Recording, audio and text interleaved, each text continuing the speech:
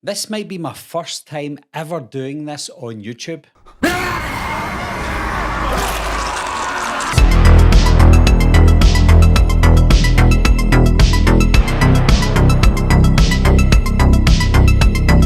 Hi guys, my name's Barry and welcome back to the channel.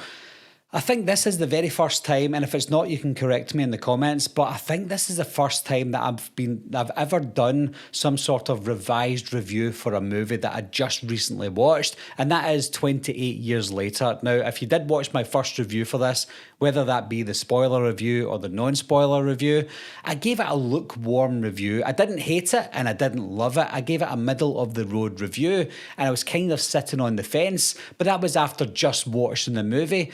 But after a couple of weeks, all I can do is think about this movie, and I've thought about it since the moment I saw it a couple of weeks ago. And I think my feelings for the movie are growing. Some of the negatives that I had for the movie are now positives, and I feel a bit more relief that I actually kind of love the movie. First of all, one of my biggest criticisms for the film was it felt like three movies in one. The first part of the movie was that survivalist movie.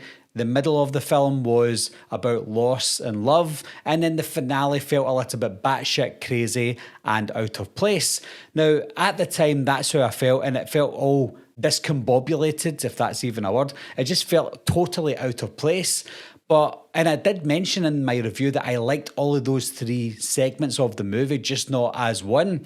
But obviously, having time to think about it, I still love all those scenes individually, but I do feel that it works for a big reason. I feel like the survival part grounds you in that world of the 28 years later, because you got to remember this is the first movie in a long time, so they're trying to get you grounded back into that world again. I feel like the next section about loss and love grounds you into that environment because you're now feeling for these characters. I think it humanizes them and it kind of raises the stakes as well. And with that finale being so jarring and totally out of place, I feel like that is the intention. Now, they left you on a cliffhanger, of course, but I think that's the intention. They want it to feel completely different to the rest of the movie. I don't think we would be talking about the ending of this film if it didn't feel so out of place. At first, I thought the ending was, like I said, so messy, but it is the one part of the movie that I go back to and think about the most. And of course, it is genuinely disturbing. Looking back on it, you've got a group of Jimmy Savile gang members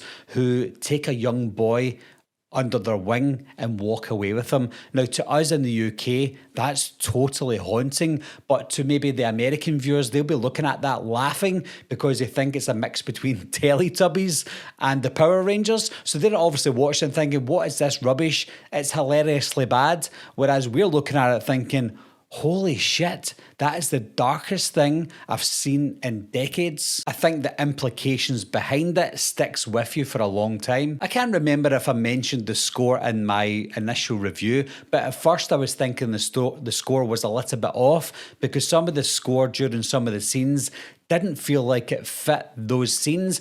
But looking back on it again, I feel like that was the intention. By giving you a score that doesn't match the scene and the scenario, I feel like that puts you in a weird place. It makes you feel off. It's like an anti-comfort. The movie wants you to feel uncomfortable in those uncomfortable situations, and the score helps with that. One thing that hasn't changed is the acting in this movie. The acting from everyone was absolutely phenomenal, especially from young Alfie Williams, who plays Spike. He essentially is the main character, and he didn't look like he was going to be that from the look of the trailers, but when you watch the movie, he has to carry this movie from start to finish, and he does absolutely amazing. Another thing that I want to clarify is that I criticised Danny Boyle for leaving this movie on a cliffhanger and then relying on another director to complete his story, or at least to explain his story from the first movie.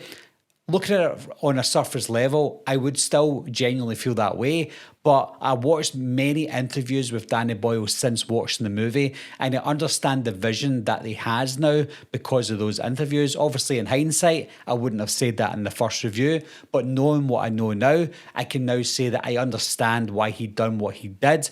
It's not like he's leaving Nia DaCosta to finish the script for him. That was always a plan. The plan was to tell this story in 3 parts, and this is just the first part of that piece of the puzzle. Of course, in order to do that and to tell the full story, we're banking on this movie making money so that Nia DaCosta's movie makes money as well, so that Danny Boyle can finally go back and complete that trilogy. So I'll own that. I didn't have the context before, but now I do. At least I know what the vision is. My biggest gripe from the movie still remains Jodie Comer's character and her involvement in the movie. It felt like she was supposed to be one of these main characters that was going to last the full 3 movies, but because she died near the end of the movie, I feel like her character was pointless unless Spike uses her death as some sort of way of getting back at people in the next movie and the movie after that. If he uses her death in ways that makes it obvious for the viewer, then I will understand her death. But if she's not mentioned ever again, if he doesn't use her death in any way possible, then I feel like her character and her death was pointless. Overall though, guys, I went from lukewarm of the movie to absolutely loving this movie and not being able to stop thinking about it. And I have seen other people warming towards it as well. But what are your thoughts? Do you like the movie? Did you like it initially? And what are your feelings now that it's been almost a month since it came out? Do you like it a little bit more like I did? Leave your thoughts and opinions down below, guys. Let me know what you think. And as always, thanks a lot for watching. Thanks for subscribing, and I'll see you soon.